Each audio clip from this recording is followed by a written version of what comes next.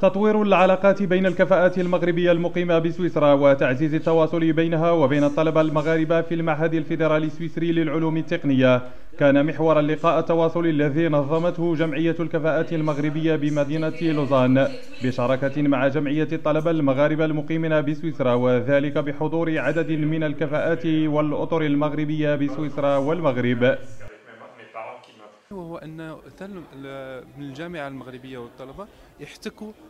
بمناخ آخر، مناخ في سويسرا اللي مختلف على المناخ المغربي، ولكن نفس الوسائل نقدروا نستعملوهم في التجربة في الاختراعات، ونفس التجربة نقدروا نستعملوها في خلق شركات وخلق مناخ لخلق مناخ اقتصادي تساهم باش يساعدنا في تطوير البلاد وخلق العلاقة ما بين الجامعات والشركات في المغرب. أنا جيت هنا حضرت في هذا الملتقى لأنه كيمثل المشاركة ديالي اللي هي لينوفاسيون واختراعات، وجيت هنا باش نشارك مع الإخوان المشروع ديالي، وكذلك ناخذ من الخبرة ديالهم وياخذوا من المشاركة ديالي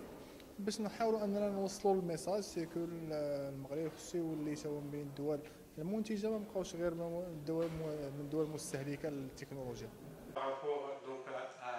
اللقاء كان مناسبة للكفاءات المغربية المقيمة بسويسرا للتعرف عن بعضها ومد جسور التواصل بينها، كما يعد اللقاء فرصة للطلبة المغاربة للتعرف عن قرب عن نماذج حية لكفاءات مغربية استطاعت أن تثبت جدارتها وأحقيتها في تولي مناصب عليا ومساهمتها في بناء النهضة العلمية والصناعية في بلد إقامتهم. كما شكل هذا اللقاء فرصة للتأكيد على الدور الذي يمكن أن تلعبه الكفاءات المغربية المقيمة بالخارج في تحقيق التنمية الاقتصادية والاجتماعية والثقافية التي يشهدها المغرب.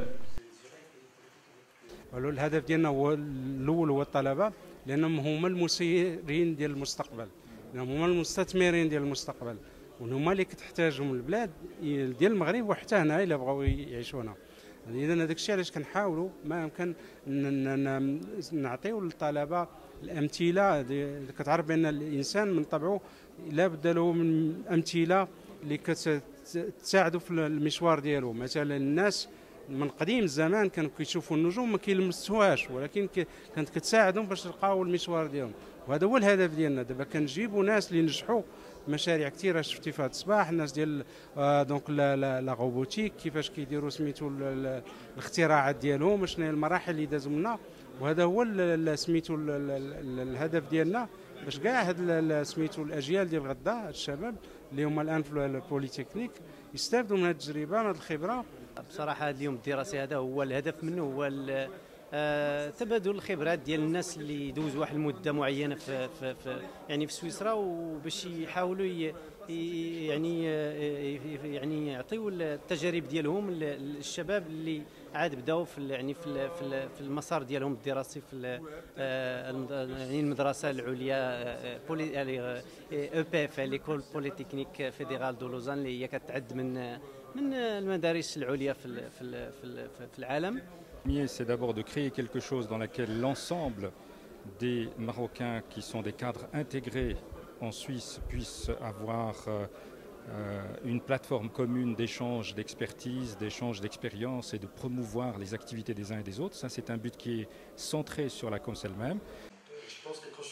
وعبر عدد من الطلبة المغاربة بدورهم عن تفاعلهم مع مثل هذه اللقاءات التواصلية مع نماذج ناجحة لكفاءات مغربية لتكون ملهمة لهم في مسارهم الدراسي وليشقوا طريقهم نحو المستقبل بكل ثقة وجدية عبر الاستفادة من تجارب وخبرة الكفاءات المغربية.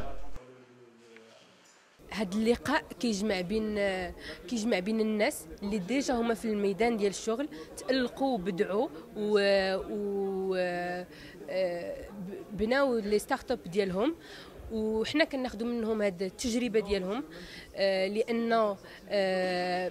كل طالب كيدرس في سويسرا والا وعنده واحد لوبجيكتيف انه من بعد يدخل المغرب ويحاول حتى هو يكري لا ستارت اب ديالو ولا يخدم باش بلادنا تقدم للامام. وجدير بالذكر أن المغرب يحتل المرتبة الثالثة عالميا من حيث هجرة الأدمغة فالدولة مدعوة اليوم أكثر من أي وقت مضى لتوفير البيئة المناسبة لعودة الطاقات المغربية وإتاحة الفرصة لها للانخراط في الأوراش الكبرى التي فتحها المغرب والمساهمة بفعالية في تحقيق التنمية المنشودة. فإلى متى سيظل نزيف هجرة الأدمغة؟ ولماذا ينفق المغرب أموالا طائلة على تخريج آلاف الأطر والكفاءات في الوقت الذي لم يوفر لهم الظروف المناسبة لاستيعابهم رغم الحاجة الماسة إليهم؟